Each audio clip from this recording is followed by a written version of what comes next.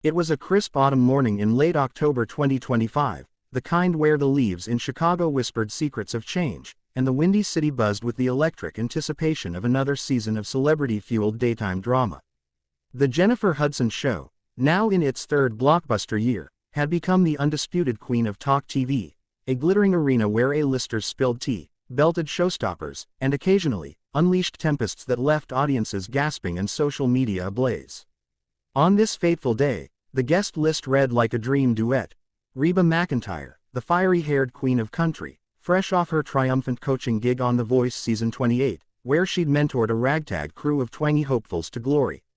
Reba, at 80 years young but looking every bit the timeless cowgirl with her signature red curls and rhinestone flair, was there to promote her latest venture, a star-studded Broadway revival of her old sitcom Reba, reimagined as a jukebox musical packed with hits like Fancy and The Heart is a Lonely Hunter, but with a modern twist. Guest spots from TikTok sensations and AI-generated holograms of Dolly Parton. Jennifer Hudson, the powerhouse host whose voice could shatter glass and mend hearts in the same breath, was in rare form. At 44, she'd transformed her eponymous show into a cultural juggernaut, blending gospel soul with Hollywood glamour. Dressed in a sleek emerald gown that hugged her curves like a second skin, Jennifer's megawatt smile greeted the studio audience as the theme music swelled, a remixed mashup of her Oscar-winning "And I Am Telling You I'm Not Going," fused with Reba's "Why Haven't I Heard From You." The crowd, a mix of Midwestern housewives, Gen Z influencers, and die-hard Voice superfans, erupted in cheers. Backstage, the air hummed with the scent of fresh coffee and hairspray, but beneath the polish, there was an undercurrent of something sharper. Whispers among the crew hinted at it.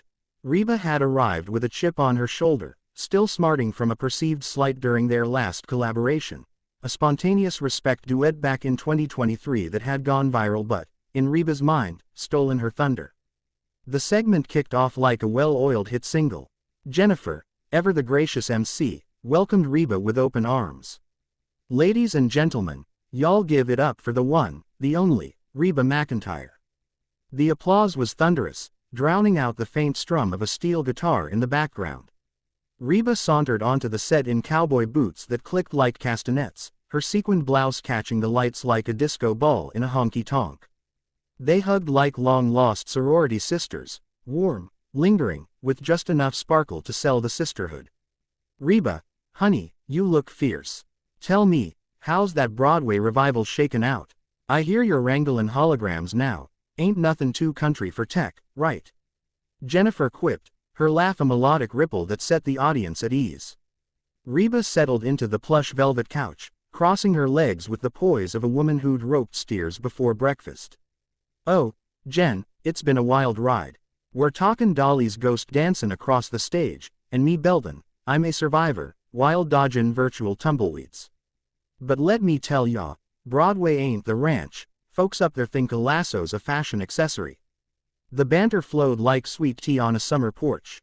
They reminisced about their Voice days, how Reba had once stolen Kelly Clarkson's mentee with a killer block during rehearsals, and Jennifer shared a juicy tidbit about her upcoming gospel album, teasing a surprise collab with none other than Reba herself. The audience ate it up, phones aloft, capturing every grin and giggle. For a solid 10 minutes, it was pure magic, two divas trading war stories, from Aretha Franklin's intimidating aura, "Reba, she scared me more than a stampede," to the chaos of pandemic love, Reba crediting her beau Rex Lynn for keeping her sane with young Sheldon marathons. But then, like a storm cloud rolling over the Oklahoma plains, the temperature shifted. It started innocently enough, with Jennifer pivoting to the hot-button topic du jour, the great country versus soul divide in modern music. "Reba, you've been the heartbeat of country forever, but these days, folks are sayin' the genre's gettin' too pop, too crossover. I mean, Beyoncé dipped her toe in with Cowboy Carter, and suddenly everyone's a cowboy. What's your take? You think us soul sisters are stealin' your boots?" Jennifer's tone was playful, her eyes twinkling with that signature mischief, but there was an edge, a subtle probe, perhaps born from industry rivalries or the ghost of that 2023 duet where Jennifer's powerhouse ad-libs had overshadowed Reba's twangy verses in the viral clips. Reba's smile tightened, just a fraction, but the cameras caught it, the micro-flinch of a legend who's weathered divorces, plane crashes, and tabloid scandals. She leaned forward, her voice dropping to that husky timbre that could hush a barroom brawl. Well, darlin', I love Beyoncé. Girls got pipes that could call cattle from Canada. But let's not kid ourselves. Country's roots run deeper than a well in drought season. It's blood, sweat, and stories about heartbreak on dirt roads, not just a beat drop and a Stetson. And as for stealin' boots, honey, I've been walkin' in these since before some of y'all were born. We don't need Savin, we're the originals. The audience chuckled nervously, sensing the spark. Jennifer, unfazed, pressed on with her host's instinct for drama. Ooh, shots fired. But come on, Reba, admit it, when I joined you on that Respect stage, didn't it feel like we were bridgin' worlds? Soul and country, hand in hand, makin' magic. That's when the dam cracked. Reba's eyes narrowed, her fingers drumming the armrest like a metronome counting down to detonation. Bridgin' worlds. Jen, that duet was my idea, my cover of Aretha from '88, my nod to the Queen. You jumped in with those runs, and next thing, the headlines scream, Jennifer Hudson saves the day. I ain't sayin' you weren't fabulous, Lord knows you were, but it felt like I was the openin' act in my own show. The studio fell into a hush, the kind that amplifies every breath. Jennifer's face flickered, surprise, then defensiveness, her Oscar-winning poise cracking under the weight of unexpected fire. Whoa, hold up, Reba. That was our moment. The fans loved it, millions of views. You think I was tryin' to one-up you? Girl, we're both queens, ain't no throne big enough for beef like that. The confrontation escalated like a fiddle solo building to frenzy. Reba stood halfway, her boots planted firm, voice rising with the fervor of a woman defending her legacy. Beef. This ain't beef, this is respect overdue.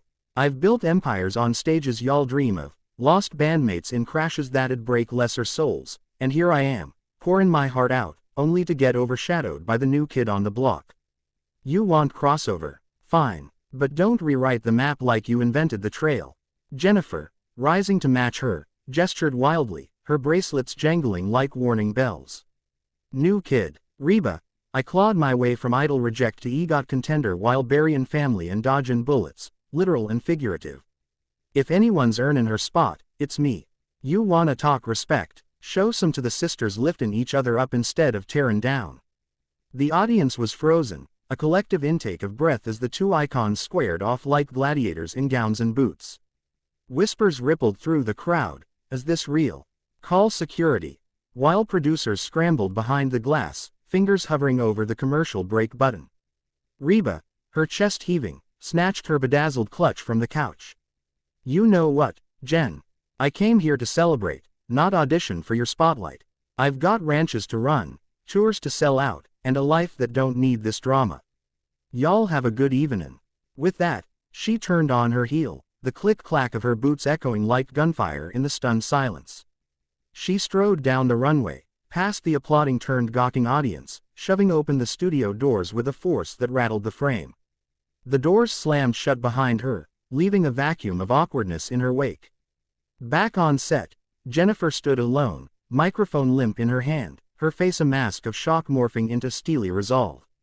Well, that happened, y'all, she said, forcing a laugh that didn't reach her eyes. Reba's a firecracker, always has been. Let's take a break, and when we come back, we'll talk presidents with little Vincent from Ohio. The cameras cut to commercial amid scattered claps and murmurs, the crew buzzing like bees in a kicked hive. Outside, paparazzi swarmed Reba as she ducked into her waiting Escalade, her publicist already dialing spin control. No comment. Reba barked through tinted windows, but her eyes, those legendary, story-filled eyes, betrayed a storm of regret and unyielding pride.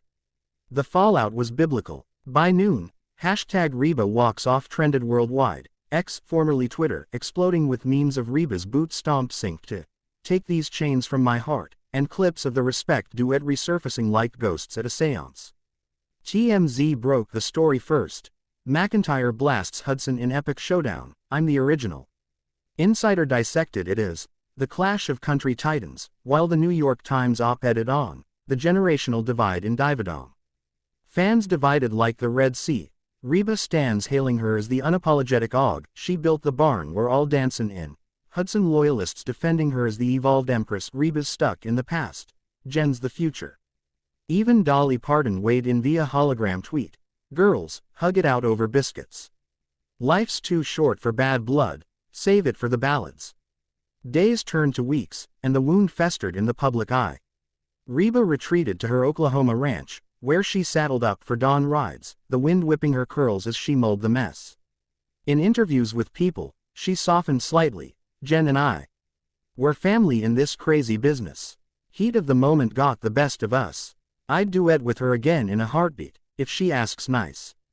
Jennifer, meanwhile, turned the scandal into show gold.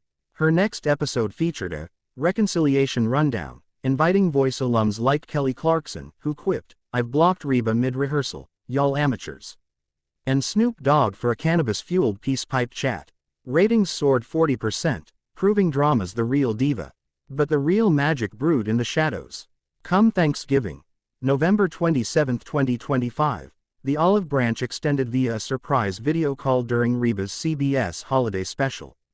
Jennifer appeared on a split screen, her smile genuine this time, no cameras rolling. Reba, I was wrong to push. You're the blueprint, sis. Truce. Reba, knee-deep in turkey stuffing, chuckled through tears. Truce. Darlin', that's too tame. Let's collab for real. Respect. Remix, 2026 Super Bowl halftime. But this time, I led. Laughter echoed across state lines, sealing the pact. In the end, the walk-off wasn't an end, but a crescendo, a fiery reminder that legends don't fade, they flare. Reba and Jennifer emerged tighter, their bond forged in the blaze of confrontation, ready to rule stages anew. And as the credits rolled on 2025's wildest TV tale, one truth rang clear. In the world of divas, the show must, and always will, go on. Fade to twangy applause.